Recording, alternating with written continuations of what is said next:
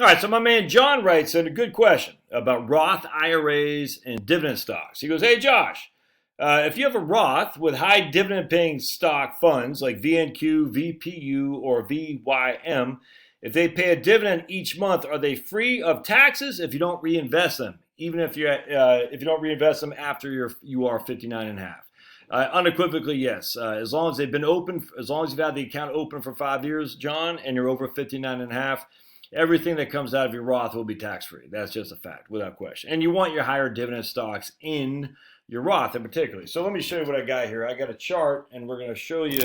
We got taxable, that's a brokerage account. Tax-deferred, that's your IRA, 401k, 403b, TSP. And we got tax-free, which is your Roth. All right, so what we want is we want dividend stocks, REITs, and growth in the tax-free. All right, now some people would make an argument that REITs are more like bonds; they should be in tax deferred. And maybe I will grant you that, but I still like them in Roth. I don't consider a REIT a bond like account. I think it's still like a stock. But notice we also want growth in taxable accounts. Growth in taxable accounts. Why is that? Well, because taxable accounts, they usually not usually tax growth oriented investment stocks. Usually don't pay much of anything in dividends, all right? So in the taxable account, you're not going to receive any income or very little income. Like I have VBK in my portfolio, and that's in a taxable account. Small cap growth, I think it pays like 0.5% dividend. It's just not much. And because it's a Vanguard ETF, there's no long-term capital gain. So here, I'm getting a tiny, tiny amount of dividend income. Taxes qualified dividends. Now, I make too much money to make it tax-free, but a lot of you guys are going to get tax-free. So in some ways, the growth, the only thing you got to worry about is long-term capital gain. And if it's an ETF, there is no long-term capital gain. But even that, you still might be fine that's tax-free because you don't make enough income because when you're retired. But still, we want income stocks over here, tax-free. We want growth stocks over here and taxable, your brokerage account. Ideally, we want everything tax-free.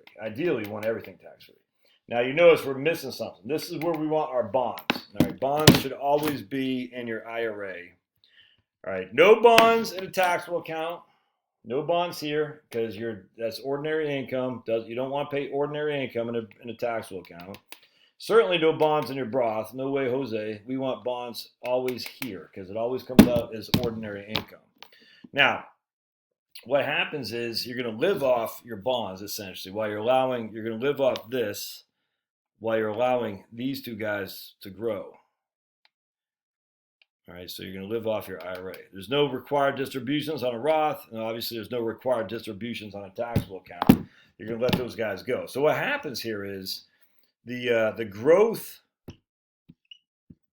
on these two accounts is tax-free at your death. All right, so right now you die, whatever this grew to is completely tax-free to your heirs. Whatever this grew to right here is completely tax-free to your heirs. All right, they pay nothing under current tax law. This right here is taxable to your heirs. So another reason we want to get all these things growing as much as we possibly can is because the growth that you get accumulate in that portfolio that you don't spend grows tax-free that your heirs can inherit tax-free. It's a freaking awesome thing right there. So anyway, the answer to your question is yes. If you have dividends in a Roth and you don't reinvest them, they are not tax-free. I like dividends in Roth accounts without question. So good question. Thanks, sir.